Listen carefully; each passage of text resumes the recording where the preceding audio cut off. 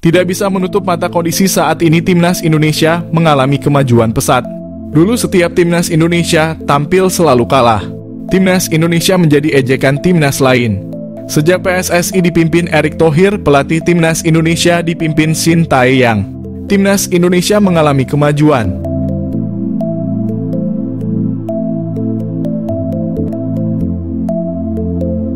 Di bawah asuhan Shin Tae-yong, Timnas Indonesia dapat mengalahkan Vietnam, Australia maupun timnas hebat lainnya. Kemajuan sepak bola Indonesia mengejutkan dunia. Banyak pengamat sepak bola ingin mendengar langsung tips sukses sepak bola Indonesia. Ketua PSSI Erick Thohir didaulat menjadi pembicara pada pertemuan anggota FIFA. Erick Thohir dengan tegas, "Kami Indonesia adalah raksasa sedang tidur. Sepak bola Indonesia adalah olahraga nomor 1 di Indonesia." Keberhasilan sepak bola Indonesia karena pemerintah dan PSSI bersinergi membuat program naturalisasi pemain keturunan Indonesia. Erick Thohir juga ada pemikiran out of the box. Sepak bola tidak bisa mengandalkan tim, sepak bola mengandalkan mental pemain.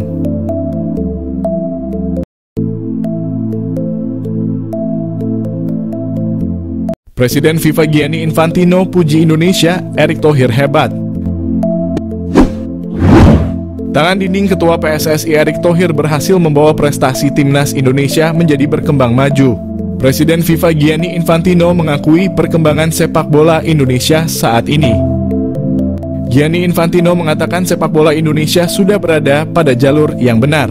Erick Thohir berhasil membuat pecinta sepak bola di dunia melirik Indonesia. Salah satunya dunia mengetahui bahwa Indonesia memiliki darah keturunan di Eropa.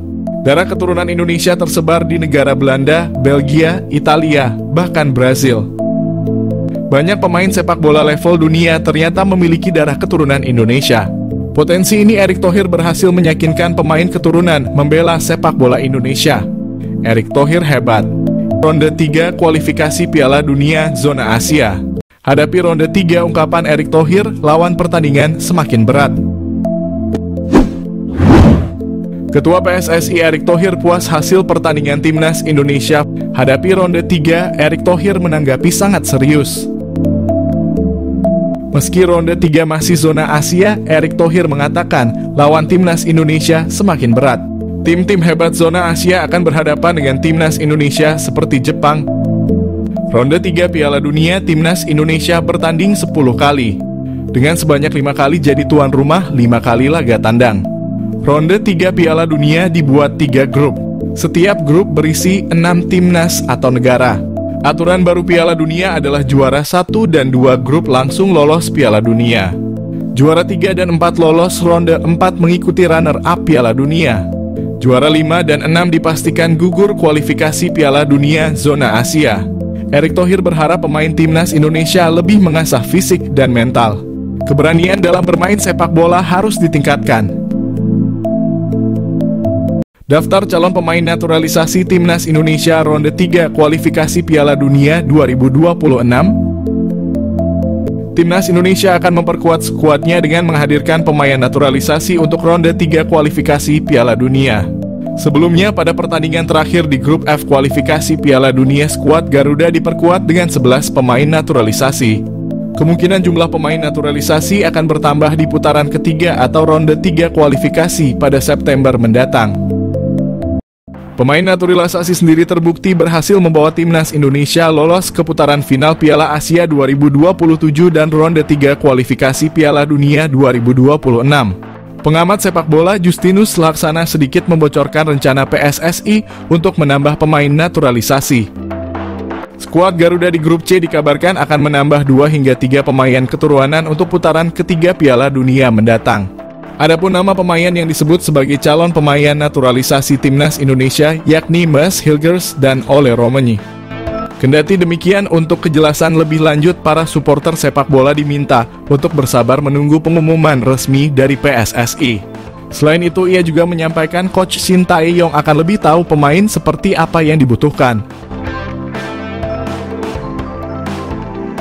Proses naturalisasi mesin gol Timnas Indonesia tinggal menunggu waktu. Shin Tae-yong semeringah sambut Ole Roemeny.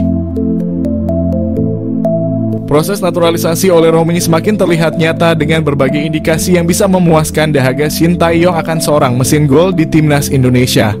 Shin Tae-yong telah menantikan hadirnya seorang bomber di skuad Garuda sejak lama, lantaran posisi striker masih belum bisa dibilang aman hingga kini. Sang pelatih asal Korea Selatan bahkan mendatangkan seorang pelatih striker dari negeri asalnya, Yeom Ki-hun, pada Agustus 2024.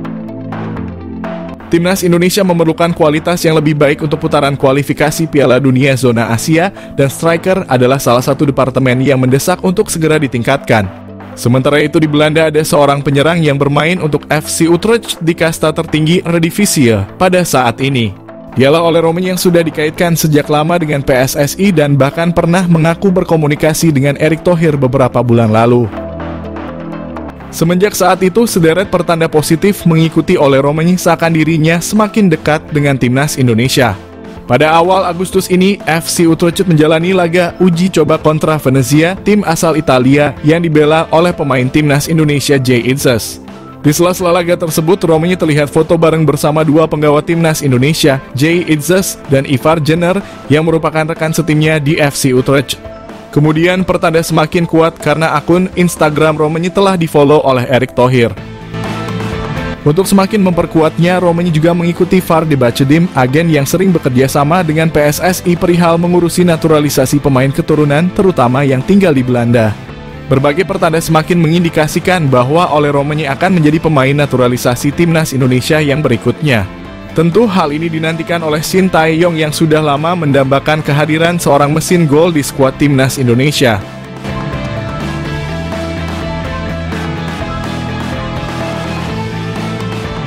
Bersaing dengan tim kuat di kualifikasi Piala Dunia 2026, pastikan timnas Indonesia tak gentar. Timnas Indonesia dipastikan melaju ke putaran ketiga kualifikasi Piala Dunia 2026 zona Asia. Setelah memastikan melaju ke putaran ketiga, tim asuhan Shin Tae-yong harus menghadapi situasi yang berat. Timnas Indonesia bergabung bersama Jepang, Arab Saudi, Australia, Bahrain, dan Cina. Melihat hasil undian ini, timnas Indonesia bergabung dalam tim sulit. Bergabung dalam grup C, perjuangan timnas Indonesia tak akan mudah. Tak terlepas dari itu, melihat lawan-lawan skuad Garuda akan jadi kesempatan bagus buat timnas Indonesia. Persaingan di grup C ini memang berat tetapi peluang timnas Indonesia lolos ke putaran selanjutnya pun masih terbuka.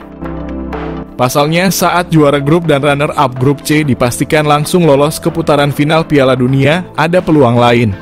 Sebab peringkat ketiga dan keempat dipastikan bisa memperebutkan tiket ke putaran final melalui putaran keempat kualifikasi Piala Dunia. Shin Tae-yong pun mengaku menargetkan timnas Indonesia untuk bisa mengamankan posisi ketiga atau keempat agar bisa lolos ke putaran keempat. Ronde ketiga kualifikasi Piala Dunia 2026. Skuad Garuda tak ciut nyali. Pelatih timnas Indonesia Shin Tae-yong tidak gentar menghadapi tim besar Asia pada ronde ketiga babak kualifikasi Piala Dunia. Sebab tim Garuda besutannya memiliki kekuatan fisik sama dengan peserta lain.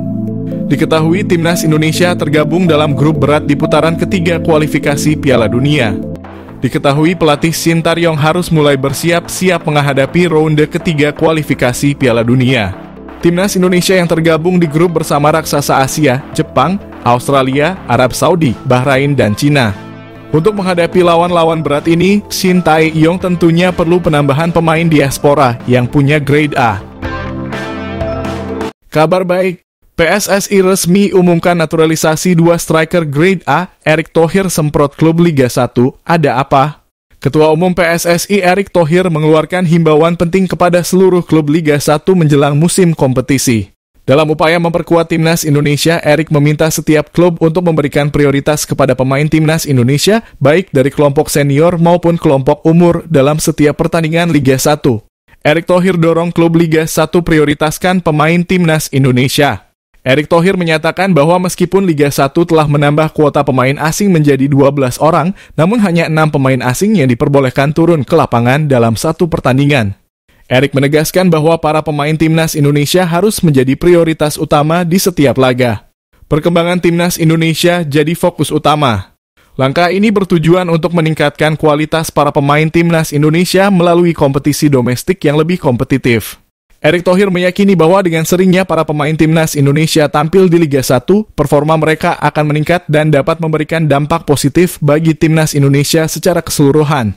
Pentingnya memainkan pemain timnas Indonesia di Liga 1 bukan hanya soal memenuhi kuota pemain nasional, tetapi juga sebagai strategi jangka panjang untuk membangun kekuatan sepak bola Indonesia di kancah internasional.